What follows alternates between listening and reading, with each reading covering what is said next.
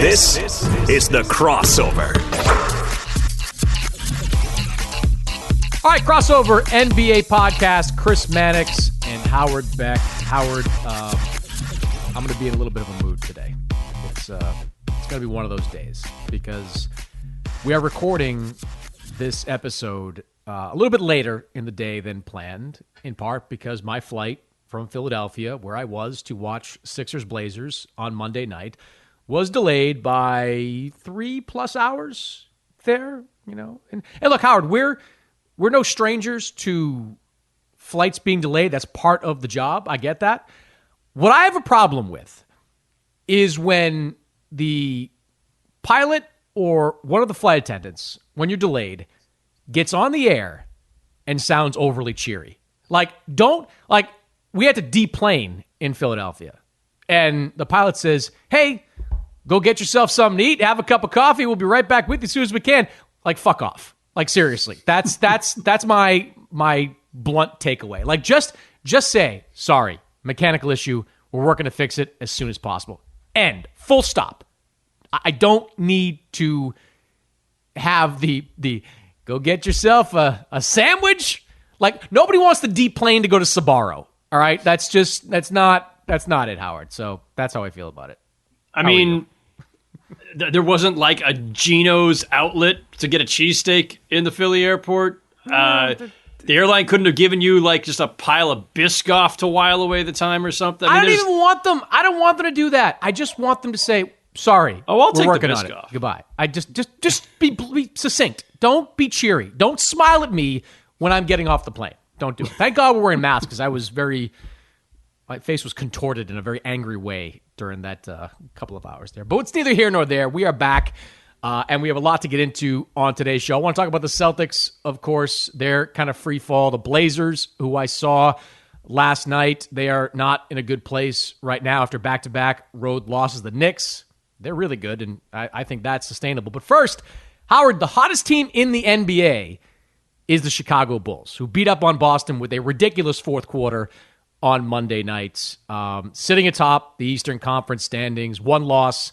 on their resume. A guy that's going to help us with this conversation, Howard, is a man with no losses on his resume. He is undefeated in the beat writing journalism circles. He is Casey Johnson from the Chicago Tribune. Oh, from NBC Sports. Sorry, NBC Sports Chicago. So my fault, Casey. I'm used to saying Chicago Tribune with you, man. It's all right, and we are living parallel lives. You woke up in Philly to go to Boston. I woke up in Boston to go to Philly. So good thing my flight made it on time. Thanks for asking. you got lots of smile. You're smiling right now because you're a nice, easy hour-long flight to Philadelphia, and me not so much. But I think Casey is just generally cheerier than you, Mannix. So there's that. That's distinctly possible. But I mean, like, I kind of define curmudgeonly at times. So like, you know, I'm the embodiment of that word. So yeah, I mean, it is what it is. All right, Casey. Nobody saw this Bulls team coming. So at least nationally, we didn't see this Bulls team coming. They are top 10 in offense. They are top 10 in defense. You got DeMar DeRozan scoring, Zach LaVine scoring, Alonzo Ball doing a little bit of everything and defending. That fourth quarter against Boston, it's a lot to do with dysfunction in Boston, but for Chicago to go, 35-9 in that fourth quarter at one point, and to hold Boston without a defensive rebound, which like never happens. I mean, it's been like a decade or decade and a half since something like that has happened, was really remarkable by the Bulls. So how much is this early start, and in what ways is it exceeding your expectations? It's exceeding my expectations just in terms of how few losses they have. I mean, you can say it's preseason basketball, but it's a whole new collection of players, and they went 4-0 in the preseason too. So they're 10-1 to start the season with a whole new collection of players. What's not exceeding my expectations is style of play, because you saw it from game one. You saw a bunch of guys kind of, you know, DeMar DeRozan was on this point very early. What I saw from the Bulls from the offseason moving into the preseason was a collection of guys that have done a lot individually, but other than Caruso, who obviously won a championship with the Lakers, and DeMar's one trip to the conference finals, have not done much collectively. And DeMar kept saying, we got a bunch of guys with chips on their shoulders. And DeMar was, firing back at how he's not a fit with Zach LaVine, at his introductory news conference in August on Zoom. Mm-hmm. So it kind of had the right vibe going into preseason. And then you just saw it like right from the jump. they're undersized. Billy Donovan owned that right from the start as well. But they just are very tenacious defensively. They get in passing lanes. They block shots. They swarm the ball. They get steals. And then offensively, I've been one of Zach LaVine's biggest defenders for a long time because I've seen the growth he's shown. And also, I've never bought into his empty calorie scorer label because I think he's a very selfless player at heart and wants to win. And you add Nikola Vucevic to that mix, very unselfish scorer. You add DeMar DeRozan to that mix, very unselfish scorer. You add Lonzo Ball to that mix, arguably one of the most unselfish players in the entire league, along with his brother. It's just a good collection of guys. So the style of play is not surprising me. The fact that they're 10-1 dating a preseason, yeah, you're right. No one saw that coming. And could be undefeated if not for kind of gagging against the Knicks. They should have won that game, arguably. Yeah. Yep. So they're, as we speak, 7th overall in offensive efficiency, 6th overall in defensive efficiency. That profiles to a contender if that were to sustain, but we are very, very early, and this is small sample size theater. Which of those, KC, do you think is more likely to sustain at close to that level, the top 10 offense or the top 10 defense? It's funny because I never bought into the theory that there was going to be massive defensive struggles, just because if you look at Billy Donovan coach teams, he always gets his teams to defend. And he did it with very disparate and different personnel in Oklahoma City. I mean, that team that he had his 5th year obviously was completely different from the team he got in his 1st year. He had 4 top 10 defenses in his 5 seasons with the Thunder. So, and that obviously dates to his dominance on the college scene as well. He gets teams to defend. The Bulls finished 12th last year with a bunch of, young, unproven players and disjointedness and a midseason trade, et cetera, et cetera. So, I'm not sure. Like you guys aren't as old as me, but you are oldish. So I am. It's like I'm a traditionalist. I like size, right? And the Bulls don't have any. I mean, although we'll get into Tony Bradley, or maybe we don't have enough time in the pod to get into Tony Bradley. Although Tony Bradley's already had a podium game. I just want to point that out. So, but they don't have a lot of size, so that does concern me. But Billy just gets teams. He shapes his defense around his personality. He gets teams to defend. I do think that offensively, if I had to pick one, that's probably going to sustain just because you've got 3 all-star scorers. But Billy also said, look, I'm not surprised defensively we're ahead of where we are offensively, because when you have a bunch of new players who are in different roles, all these guys were, the number one option on their teams, and now they're coming together to try to form their new identity. That's why he's not surprised that the defense has been slightly ahead of the offense. The offense, they've got some great individual scores. Of course, Zach LaVine headlines. And I'm with you too, Casey. I kind of hate, a lot of times I hate the empty calories kind of phrase that's attached to guys. Like I watched Andre Drummond last night just beat the daylights out of Yusuf Nurkic, and Drummond gets hit with that constantly. But, rebounds got to be collected by somebody. He often gets them. So I LaVine, he's a great scorer. What surprised me a little bit, in addition to that top 10 defense, is they're, I think, 3rd in the league in 3-point shooting at this point. They're putting up some eye-popping numbers from some of these guys. Like Alex Caruso, I think he's shooting close to 50%. DeRozan, not known as a 3-point shooter, is over 40% from 3-point range. You got Ball close to 40. Go down the list. I mean, LaVine's at 35. Do you look at when you look at those numbers, what do you see? I see a team that's working to get the best shot, and I will say and I didn't check after last night. Their percentage has been high, but their attempts have not been that high. I haven't checked the last couple of games, so their attempts have not been as high. And DeMar obviously is the king of the mid range, but what I see is a team that's, just like I said before, very unselfish and working to get the best shot. They don't care who carries the load offensively. They know they've got a lot of weapons and firepower.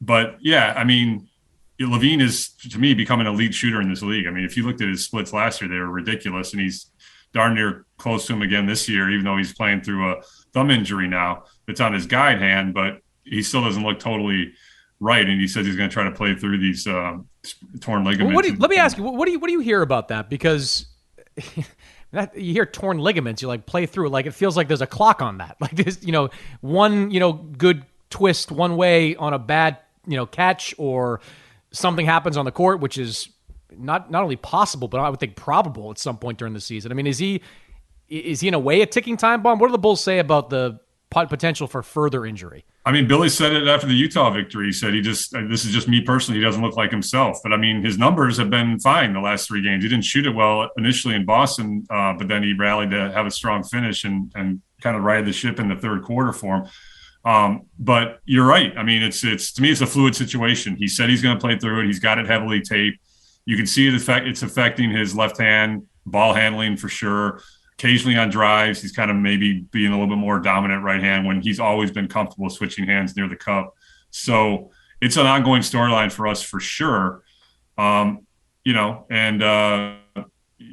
there is an extended absence, I mean, the Bulls are already dealing with 2 of them, and Kobe White, who has yet to make his debut, and now Patrick Williams is lost likely for the regular season. So it's pretty remarkable what they're doing, given all that they've endured to this point. Quick footnote, since we were discussing the 3-point shooting, and then I'll veer away from this. But the Bulls are actually last in the league in 3-point attempts at 27, which not that long ago probably would have led the league. So they're actually last in attempts and 26th in 3-pointers made per game. So they're not exactly leading a 3-point revolution, even though they are shooting at a nice percentage. So that makes me wonder a little bit about keeping up offensively, but we'll see. I'm more curious about this kind of big picture look, Casey, ever since Arturas Karnisovas got there with his group, which it's only been a little over a year, really. But they've been super aggressive and going away from what was kind of the, hey, we're young and building and improving and we'll see it. Nope, you're all gone. We're bringing in Vucevic, which did not exactly pay off short term. And then bringing in, obviously Lonzo Ball's a younger veteran, but a veteran. DeMar DeRozan, an older veteran. And so it seems like there's an implied urgency. They are on a 4-year playoff drought. They haven't won a playoff series since 2015. Is that the proper read of this? Like that there was, whether it was from ownership or just from the new front office, where it was like, okay, time to stop farting around and waiting for youth to blossom and all this. Now we just got to start winning, which is it mirrors kind of what the Knicks did when Leon Rosen-Tibbs arrived. Is that the right read of this? 100%. And I've actually said this to Arturas jokingly is, he came in and he said, he said, my job was to kind of assess and evaluate the roster. As everyone remembers, obviously, first of all, we have to put it into context. He was hired during a pandemic, right? So there's that. Then, he knows that ownership has a good relationship with Jim Boylan. So he took his time making that decision. And then all he did that first season was draft Patrick Williams and sign Garrett Temple. And the fan base is like, why did we get new management? He didn't make any changes. And then I'm painting with broad brushes, obviously, but that was kind of the general vibe of a vocal vibe of the fan base. And then we get to the March trade deadline and boom, Nikola Vucevic. And so your read, Howard, jives with mine. And I'm joking when he said this to Arturas. Basically, he got to the end of the evaluation period. He's like, I don't like any of you guys. Because look at it. Like all that's left from the roster he inherited are Kobe White and Zach LaVine. And, here's the other thing, because as we also know, and we're off on a lot of tangents here, but the fan base also, a vocal contingent of the fan base was tired of John and Gar, right? But I always point this out, because I was there for when John replaced Jerry Krause. He did the exact same thing. He flipped that entire roster in 2 seasons, except for Eddie Curry and Tyson Chandler, and built that kind of fun, try-hard Bulls team around Heinrich, Gordon Dang, Nocioni, et cetera, et cetera. So, John had a period where he was just as aggressive as Arturas and Mark Eversley are being. But your read's absolutely. And to me, it's just, obviously ownership wants to win. But they hired this guy and gave him a long-term contract to do what he wants. And my take on it was just he's like, this ain't working. So let's do it. And you can see what I like about their plan is if you look at they address specific needs. So Vucevic gave them not only another all-star caliber player, accomplished scorer, but a very good passer, unselfish player, can run offense through him. Makes Kobe White better in catch and shoot situations, takes, responsibilities off his plate. Okay, then you get to the offseason. The Bulls were last in the league in free throw attempts last year, 27th in turnovers. Boom, here comes DeMar DeRozan. What does he do? He gets to the line, he doesn't turn the ball over. Caruso doesn't turn the ball over much. Ball, it's like they address specific needs. As of today, they're 3rd in the league in turnovers per game. I didn't check their turnover rate, but I know it's good. and I believe tied for 8th in free throw attempts per game. So they just they're aggressive, but they're aggressively targeting specific needs that this team has had over the last couple of years. Man, you think the Lakers would take Alex Caruso right now? I would think so. I would think they could use a player like that. What's your read, Casey, on like Zach LaVine and this team? Be a free agent next year. Do you look at it as a kind of foregone conclusion, or is how this team plays this year going to be impactful for a player who before this season hasn't won anything really? I mean, that's a good question, Mannix. Possibly your first, but I would say I try. I would say I don't think that last one has as much to do with it. I just you guys. I've been around the league too long enough. You never say never. I don't know if foregone conclusion is the right thing. I'm working under the operating assumption that he's going to be back, and here's why. Not only does he like Billy Donovan and Arturas Karnisovas and Mark Eversley in the direction of the franchise, the Bulls can pay him the most money, obviously. If he makes All-NBA this year, they're the only team that can give him the Supermax. And more importantly, he was consulted on all of these moves. And that's, that he knew exactly what the Bulls were doing. He knew they had the opportunity to renegotiate and extend this summer. He was all on board with these moves, knowing, obviously he's probably going to be taken care of down the road, which is next summer. But you guys know in this league, you never say never. So I don't want to make any headline statements here, but I personally, this is just my take, would be surprised if he is elsewhere next season. A quick follow-up to that, though, because the last time we thought they had a guy who was a potential franchise player that they were going to build around, they traded him for Zach LaVine. That was, of course, Jimmy Butler. So how certain are we in this case? Obviously, different player, different situation, different front office.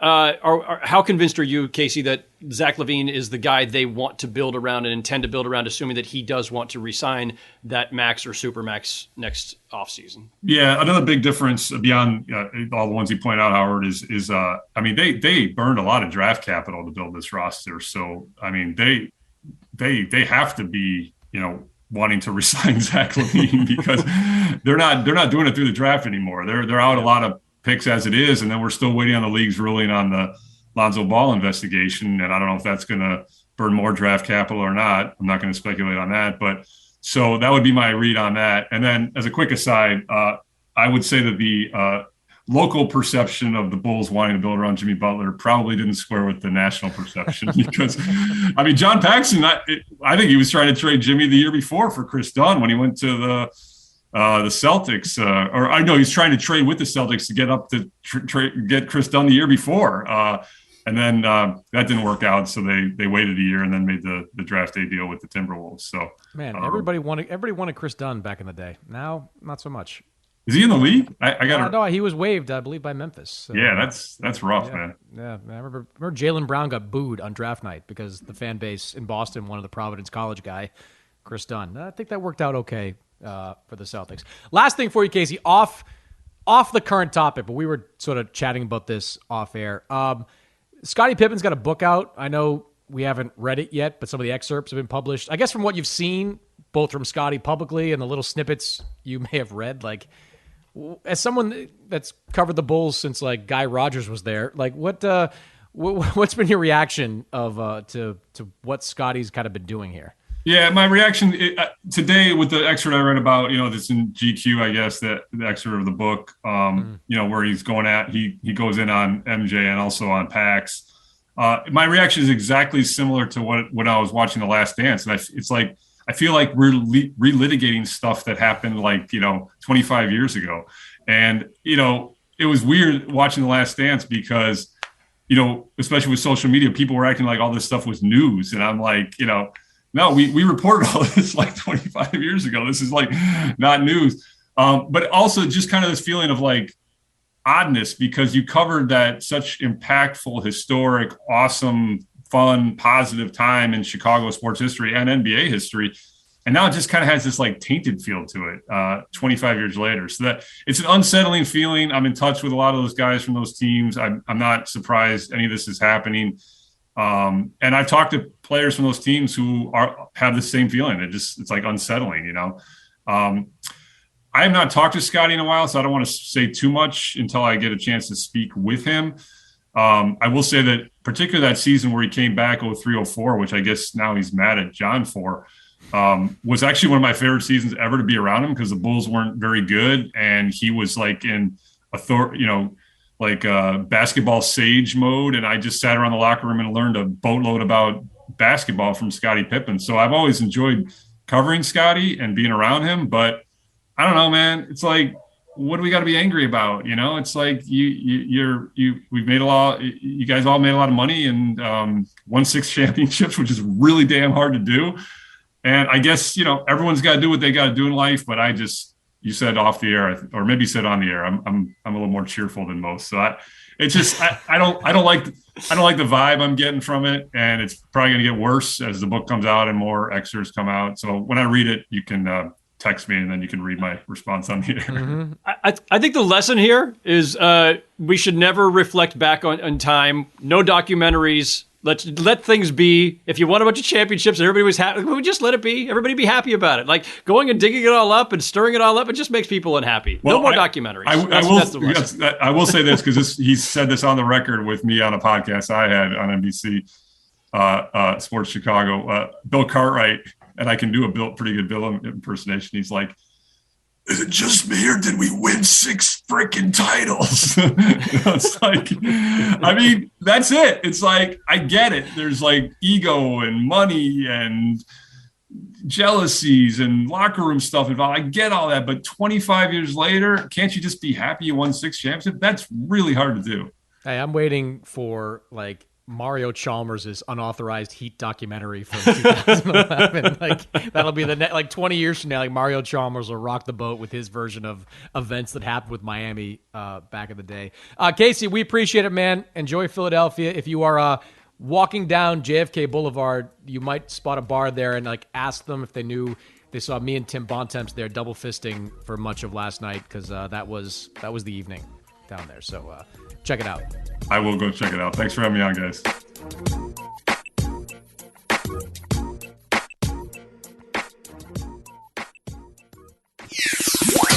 All right, Howard, let's turn to the team that Chicago beat on Monday night, the wayward Boston Celtics, who have not only been bad, they have been unenergetic, for lack of a better word, lackadaisical.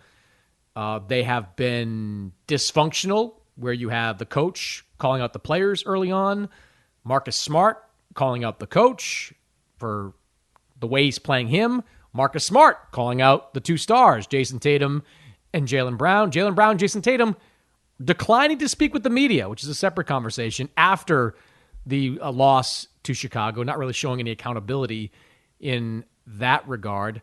This is a team, Howard, that if not for a fourth quarter comeback against Charlotte and the hapless Houston Rockets, they could easily not have a win this season. Their 3 home games, they have been booed in each of every one of them at various points by, the home crowd. So what's your take on what you've seen? Early in Boston, I've got some opinions here, but I want you to go first. What's your take on what you've seen from the Celtics?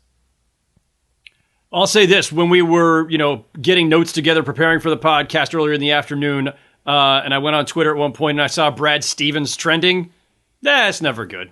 You don't want to be if the GM is trending, it can't possibly be a good thing. And actually, it was funny because I just thought it was, people are just are going to be screaming about Brad Stevens and moves he made, moves he didn't make, or whatever, or moves they want him to make. But no, it was actually twofold. It was Brad Stevens has either screwed up the team either as the coach previously and now that they can't be fixed, or as the GM now, or it's because Ime Udoka is showing he is no Brad Stevens, in which case now it's still a Brad Stevens problem because he hired Ime Udoka. And it's every which way you slice this thing, it's a problem. Let me start with Jaylen Brown, Jason Tatum, because I have been saying for the last few years, my optimism about the Celtics, or my belief in the Celtics as a potential contender in the East, whether it was the Isaiah Thomas version, whether it was the Kyrie Irving version, short-lived as it was, whether it was the Kemba Walker, my belief in that franchise and their potential was because I thought those two, Jaylen Brown, Jason Tatum, could be or should be the best 1-2 punch at the wings in the NBA. Maybe not the best all-star duo, There are some others out there, obviously, that are more accomplished. But as two young wings that could grow together, it could do a lot of damage at both ends of the court, and we're showing steady improvement, I thought the sky's the limit for this franchise. And last season was easy to brush off as, you know what? There's some COVID issues. It's a weird season. They underachieved a little bit. They'll bounce back. Well, here we are in year whatever it is now. And that partnership had, to me, from the outside, and you see it a lot more closely than I do in Boston, Chris, but that's never looked more fragile to me. And both guys refusing to meet with the media also speaks to a certain fragility. And before listeners or anybody else think, you guys just get mad when guys don't want to talk to you. No, it's not about that. One, the job of interviewing guys is to tell you, the NBA fans, the fans of a specific team, or the listeners, the readers, what is on these guys' minds. What went right, what went wrong, whatever. That's just the job. This is for you. It's not for us. It's not about my ego. I don't care. And I wasn't there the other night. It's about that, but it's also about accountability. Because when you're the stars of the team, when you're making the most money, when you get the most shots, when you get the most spotlight, when you get the most credit for the wins, you have a responsibility that goes with that. And that's not a responsibility to me. It's to your teammates and to your franchise. Because when you don't talk, that means it's going to be Marcus Smart and Dennis Schroeder and the rest that have to explain the loss instead when you took the most shots, Jason Tatum and Jaylen Brown, and you make the most money, Jason Tatum and Jaylen Brown. By the way, Howard, before you continue, two things. One, they are supposed to talk, they're mandated to talk. This is another NBA thing that drives me crazy. The NBA has rules on this, and yes. Just because of COVID, they're allowed to kind of hide in the locker room and not speak. So that's one. The NBA, which has become a little bit too player-friendly in my mind when it comes to there's a contractual obligation. There is, and the NBA never enforces it. I mean, Adam Silver's done some great things, but the way he kind of coddles players does bother me. That's number one. Number two, to your point on accountability, look at recent examples where the day that Ben Simmons was thrown out of practice, who was up there speaking with the 76ers? Joel Embiid, the star, the face of the team, the face of the franchise. He was up there speaking for Philadelphia. Last night, Damian Lillard had another bad shooting night. The Blazers lost a brutal game to a team without Embiid, without Tobias Harris, without Ben Simmons. But you know who was there? Damian Lillard up front, taking questions, taking some pointed questions, too, from some reporters there about the Blazers' performance. If you're a star and you want to be a star, part of it is to be accountable for what's happening within your team. Continue. No doubt. Absolutely. So I sidetracked just a little bit there, but it is part of it too. And it does speak to mindset of these stars. It speaks to team culture to some extent and accountability. So it is part of the basketball part of it. But let me talk about the basketball part too here. Tatum and Brown are too talented for them to be this bad. Which to me, if you have guys of that caliber, and listen, it's not the greatest supporting cast, let's be honest. Not, whether it was Danny Ainge the last couple of years or whether it's Brad Stevens now, they have not done a spectacular job in building up the supporting cast around them. They need a real point guard. I like Marcus Smart a lot. I think we both like what Marcus Smart does. But he's not the guy you want as your primary point guard. And Dennis Schroeder, for all of his talents, again, he's more of a combo guard off the bench. He's not a guy you want running the offense all the time or entrusting with making sure everybody's in their proper places and everybody's getting their touch. That's not who either of these guys are. So they don't have a point guard. So that's on the franchise. But Brown and Tatum, these are two guys who could do a lot with the ball in their hands. And unfortunately, it seems like they're just doing that as solo acts. They're not operating well together. They're not operating well in the context of their overall team. Tatum is leading the league right now in field goal attempts, and with a career high 24.6 a game. He's at a career high in usage rate at 32.6, but coupled with a career worst true shooting percentage, which is below 500 right now. He's at 479 in true shooting. That's terrible. A lot of your turn, my turn with those two guys right now. Yes. And so when that happens, Chris, not always, but often that is speaking to a deeper issue. If guys aren't cooperating, if your two stars aren't cooperating well with each other and aren't cooperating well with the supporting cast around them, and their usage rate is up and their assists are down, and there's just not, it doesn't feel integrated, that usually speaks to a bigger problem. And that's what Marcus Smart spoke to when he said, these guys don't want to pass the ball. I'm glad he said that out loud. I'm glad he told us in the public that, because it's clearly on the minds of the Celtics.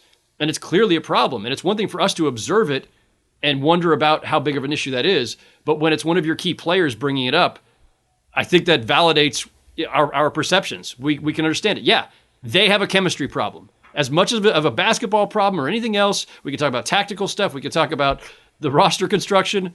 They have a chemistry problem. They do.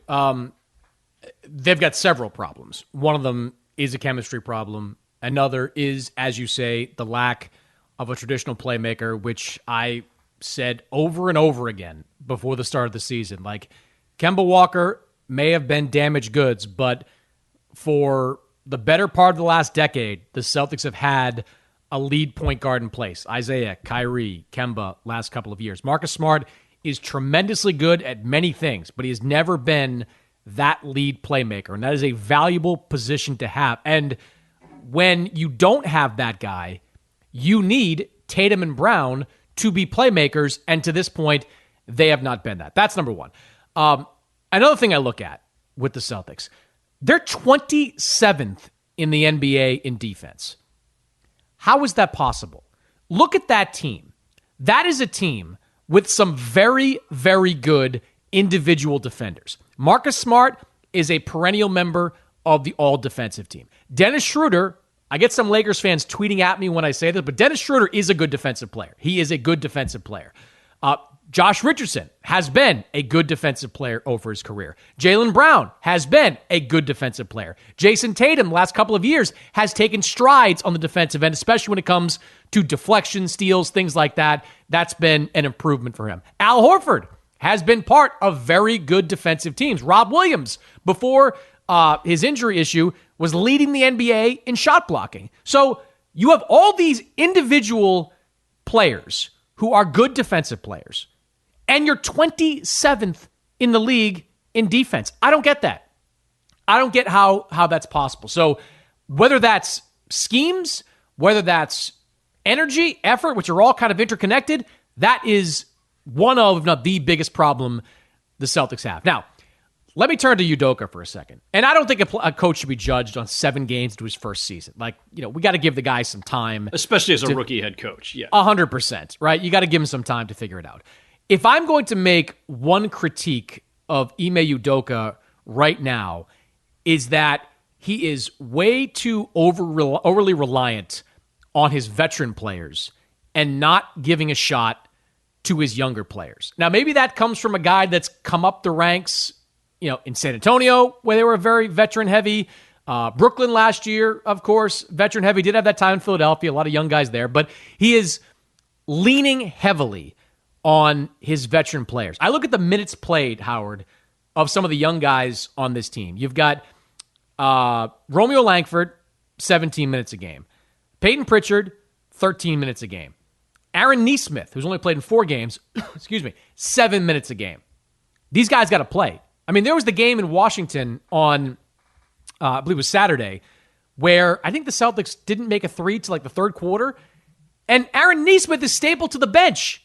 That's a guy that can make shots. Maybe give him a whirl and don't play Josh Richardson quite as many minutes. It just doesn't seem like Udoka's comfortable going with young players, probably because young players have a habit of making mistakes. But in my mind, you can tell me what you think, this is the time to get those mistakes out of their system. This is the time to play Romeo Langford, who can shoot the ball and can defend, to play him more minutes than Josh Richardson, to give Aaron Nesmith opportunity to play himself into the rotation. I even want to see Grant Williams play a little bit more. I mean, Grant Williams has really worked himself into becoming a respectable three-point shooter. I'd like to see him more in the rotation, that 4-5 slot. It just strikes me that Udoka is way too focused on playing the veterans and not as focused as he should be about burning out the young guys. I think that's all fair. And I agree, too, that early in the season, you kind of want to use the opportunity to experiment a little bit or see what your guys have before you decide, this is a low rotation or non-rotation player. At the same time, though, look, they did underachieve last season. He is a rookie head coach, Ime Udoka. They are under some pressure to show that they are better than what they displayed last season. And as a new head coach, you want to make a quick impression too. So yeah, I think it's natural. It may not be the right thing long term, but it's natural to want to rely on veterans who you trust more and who have a longer track record than to experiment with youth too soon.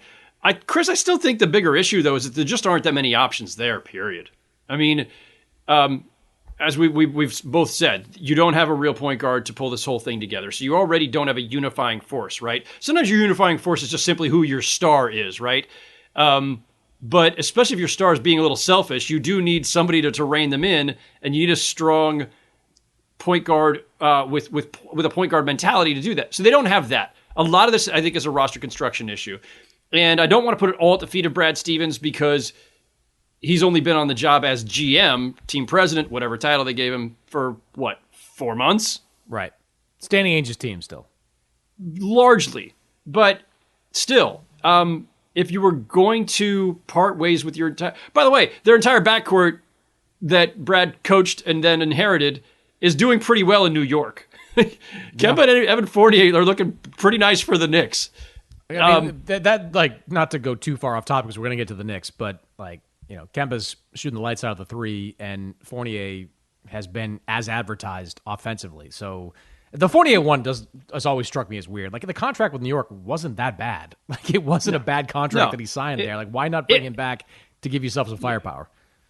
And so the better the Knicks do with that backcourt, the better Kemba and Fournier look. And granted, listen, Kemba was on a different contract with Boston, right? They trade him away and then he gets bought out. So it's not the same exact math or financial responsibility, but Kemba's still an effective player. Now, if his knees go over the course of the season and the Knicks come to regret it, the Celtics might sit there and say, hey, look, now you see why we didn't want to continue that investment. I get it. Mm-hmm.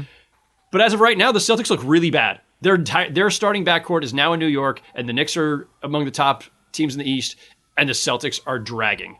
So that's on Brad Stevens. But it's also on him to not have found a replacement. If you're going to ship out Kemba, you needed a plan for how to replace him. So, Jason Tatum and Jaylen Brown, it will still be about them in large part because they are the stars. But they are younger stars. They are still finding their way, and the responsibilities that come with being a star in this league, in involving your teammates, in leading the right way, in leading, in understanding that it's not just about your talent, and about how to trust your teammates. Like, those are lessons every star in this league needs to learn. And some learn it later than others. Some never learn it. So I think some patience is probably warranted. I understand that in Boston there will be no patience. So no, there will not be any patience. But you're right; it is warranted. At least more than 7 games worth of patience. One last thing on Tatum. And then I have a question for you before we leave the Celtics also. All right, let me just say this about Tatum. Tatum's got to leave the referees alone. He's spending a lot of time demonstrably complaining to referees. And there's a couple of clips floating around there on Twitter where one time against, I think it was Washington, he didn't get back fast enough, and his guy scored in transition. Like, not only does he need to leave the referees alone, Howard, it should be known that many of the times he's complaining about foul calls, they're not fouls. And I'm not even talking about the James Harden stuff where they're not calling anymore. These are traditional. He's not getting bumped enough to warrant a foul call, and he's just griping. And that's a problem. He's got to get the complaints down and the free throw attempts up. He's shooting about 5 free throws per game this year. I thought coming into the season he could get to 10. That's got to be his focus. He can't be complaining as much as he is to the referees. Go ahead. You have a question. So here's the question, because, again, you're closer to this team than I am. I have never... Not when it was a Bradley Beal rumor or any other rumors. I've never thought that it would be a wise move to break up Tatum and Brown. But there are these warning signs, right? Their assists are both down, as we talked about. They're not working well with each other, not working well with their surroundings. Is this the moment where they actually have to seriously consider whether the best move forward is not about how you supplement those two, but maybe whether or not you need to break up those two? Are we at that point? Not for me. Because first, you want to give them months, not weeks, with this new coach, this new system, and time to figure it out. And Jaylen Brown, despite the fact that he got off the couch and went for 46 against the Knicks in the season opener, missed a huge chunk of the preseason with COVID and is still kind of getting through all that. I'm still a big believer in Jaylen Brown. I've said this on this podcast before, like every year, almost every year in the league, he has gotten better. He became a near 40% three-point shooter last year. He became an all-star last season. I just have to believe that arc is going to continue to trend upward and not flatten or go down. So I need, into January before I start even remotely considering that as a possibility. All right. Another team we'll be talking about in January, I'm sure, is the Portland Trail Blazers. As I said, I was in Philly on Monday to watch the Blazers against the Sixers. Not a good loss for the Blazers. Philadelphia was down Ben Simmons, of course, also Joel Embiid, Tobias Harris. Danny Green went out at halftime with a hamstring issue, and George Niang, Seth Curry, Tyrese Maxey just busted up the Portland Trail Blazers. Damian Lillard's shooting problems continued in that one. He's shooting, I think, at the 20% from three-point range around there, maybe a little bit less. Right, I have to double-check the stats. I've got some thoughts on this as well, but give me your early read on Portland, which dropped back-to-back road games and now sits at 3-4 to start the season. I'm at a loss on this one, to be honest. Like, I know that the point of a podcast is that we share our impressions. To have a take. Is to have a take. The Blazers seriously, they've got me completely flummoxed. And I know there's some part of the fan base out there that's probably thinking, no, the Blazers have been struggling and they're just struggling more. And no, the Blazers kind of underachieved last year and they had injuries again, right? My feeling about this team has simply been, okay, they did not do enough to improve. They're not a contender in the West. But we know there's a certain baseline that they can always reach with Lillard and McCollum healthy and firing on all cylinders. And if Nurkic could stay healthy, all of our ifs about all their health issues they've had over the last couple of years. Well, they're healthy right now. They're healthy. Anthony Simons, after 3-4 straight years of Anthony Simons is going to be the next big thing, actually is starting to break out. It's playing pretty well. He looks good. He's a bright spot with that team. He's got a little bit of man strength to him and some real polish to his game. He's looking good, and McCollum's off to a strong start. And yet Damian Lillard himself is the one who's now, like, if we were going to say, as a theoretical exercise a month ago, hey, a few weeks into the season, the Blazers are going to be really messed up. What do you think will be, on Dame Lillard's mind? We'd be like, oh, well, his teammates are failing him again. He's going to want to trade. No, he's the only one failing right now. Damian Lillard's at a career low as we speak, career low in points per game, 18.6, career low in field goal percentage at 35%, career low in three-point percentage at 23. I mean, he's in Russell Westbrook three-point range. Career low in free throw attempts per game, 3.9. His assists are up. So he's at least, passing the ball well. But I don't know what to make of this, Chris, because there's no injury that we are aware of. And the only other answer would be, is it a mental issue to do with his discontent with the Blazers that he has somehow been papering over this whole time? Because he has said all the right things ever since the summer about, I want to be here. I'm here to stay. I'm going to be the one to help, we're going to turn this thing around, and I'm sticking it out. I don't want to be traded. I'm not demanding a trade. I'm rebutting every trade rumor and report out there about what I want. And so, okay, I believe him. I believed him then. I believe him now.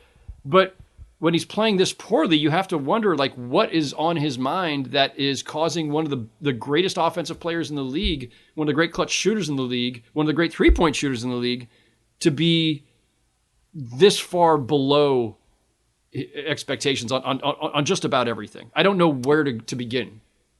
Well, I know where to begin with the team, and that's defense, because that was the theme of last year, and it's once again a theme this year.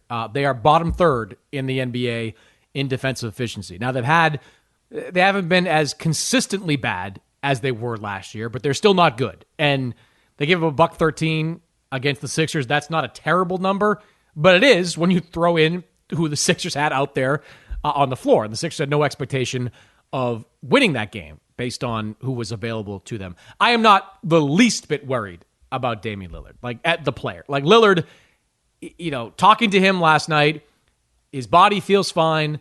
The shots he's getting are good.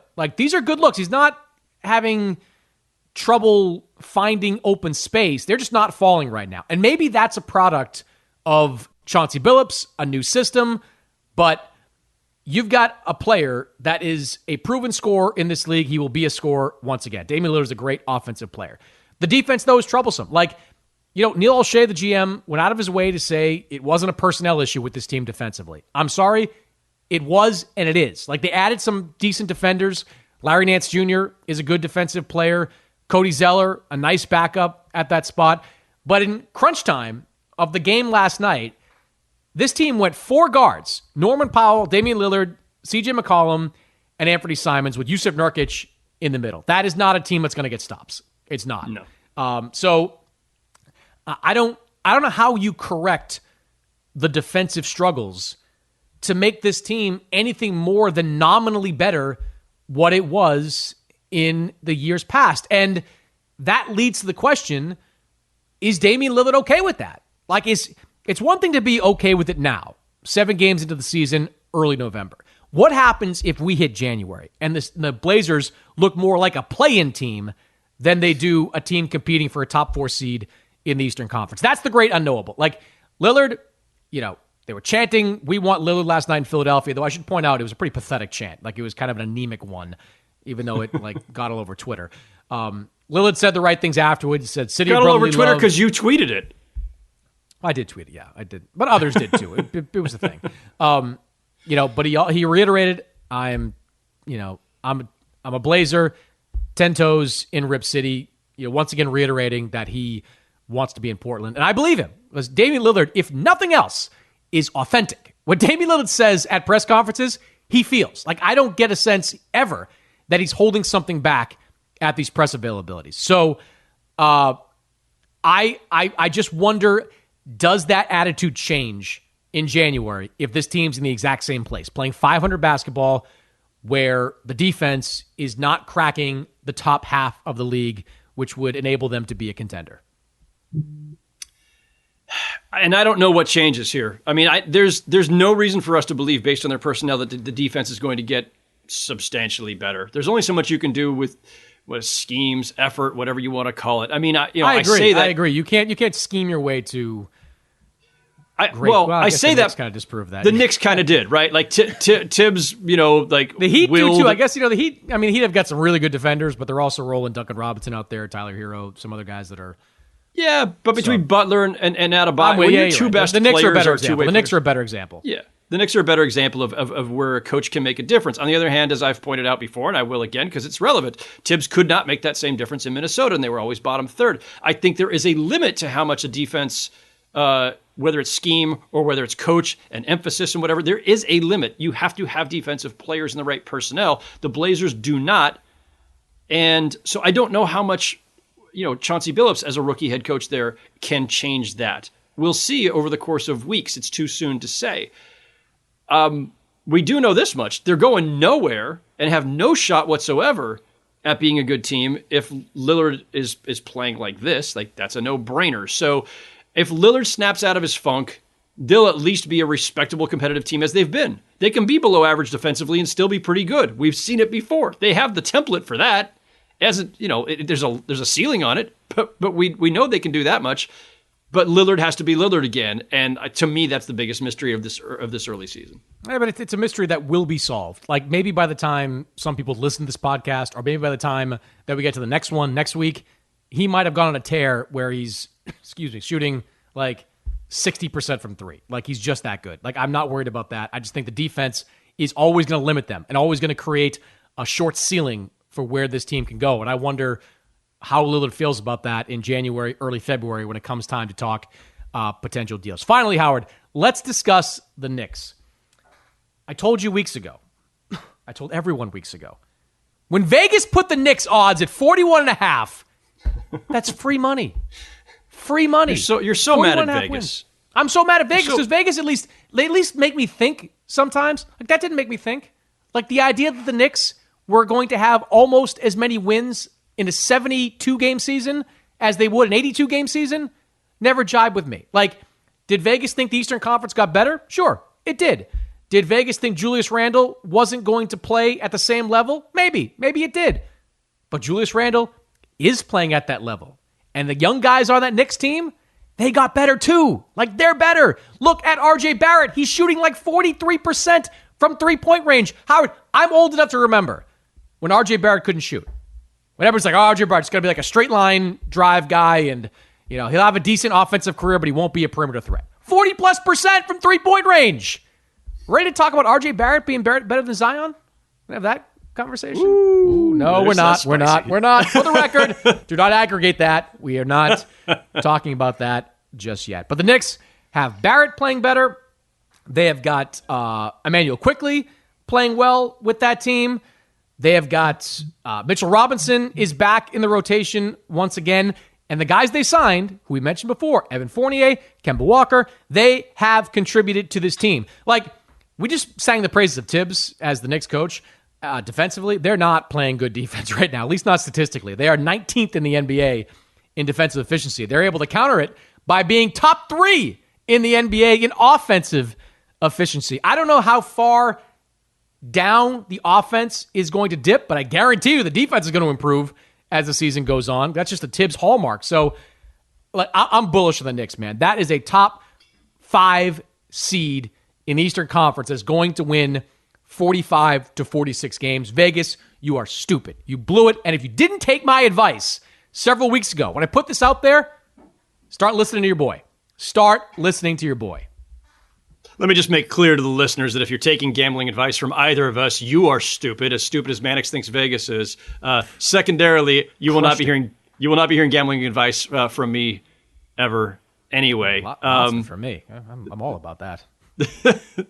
This is purely for entertainment purposes, people. Should have bet the Knicks. Look, so the Knicks is a top 5 team. Like, it's possible, it's plausible, and they might even do it.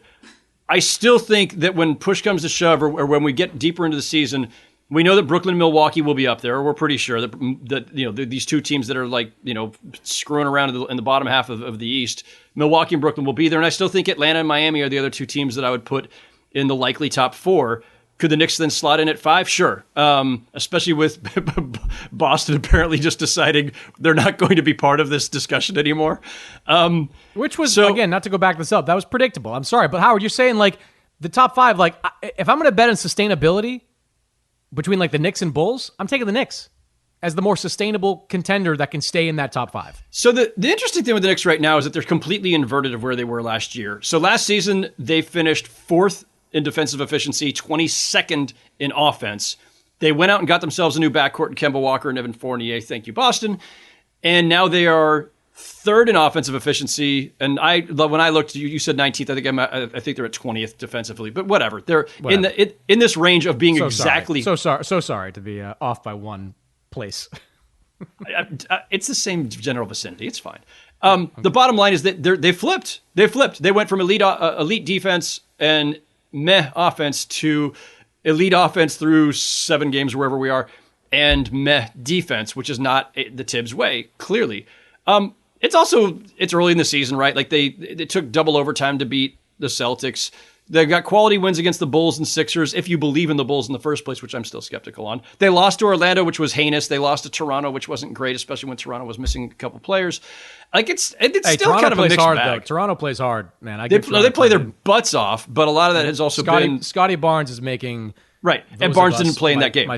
Yeah. Well, Barnes, I'm just you're right. I'm just saying in general the Raptors like Scottie Barnes. Separate conversation. Looks like Scottie Pippen out there half the time. So we'll do that in another podcast. A much happier version of Scottie Pippen. Correct.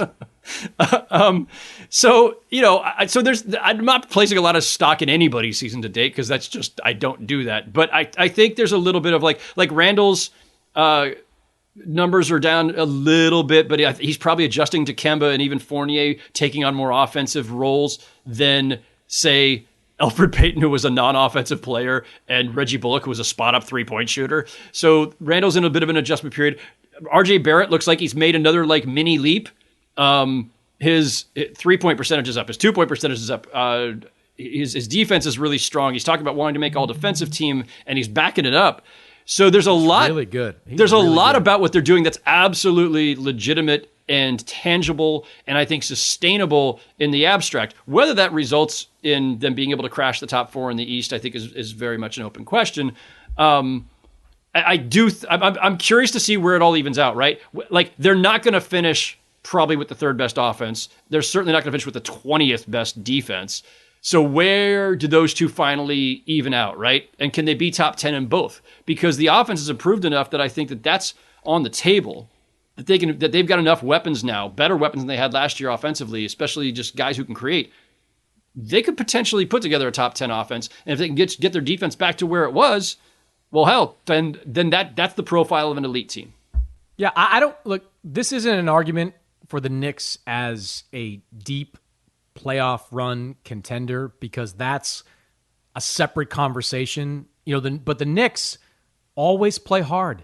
Like under Tibbs, they always play hard, and that can manufacture you some wins in today's NBA where not every team plays hard. I mean, we just discussed the Celtics. One of their biggest problems is that they don't play hard every single night. Portland, they don't play hard, at least the games that I've seen every single night. So by playing hard every night, you'll steal some wins in this league. And those wins, I think, will put you inside that top 5. And I'm looking forward to hearing Bing Bong in the playoffs, because that's a great addition to the music of New York, the sound of the train picking you up. It's by far the best organic team slogan that's come along in New York or anywhere else in a long time. I'm honestly surprised it was never put into this again before. We'll be sick of it by the end of the season, but right now it's really funny and a lot of fun.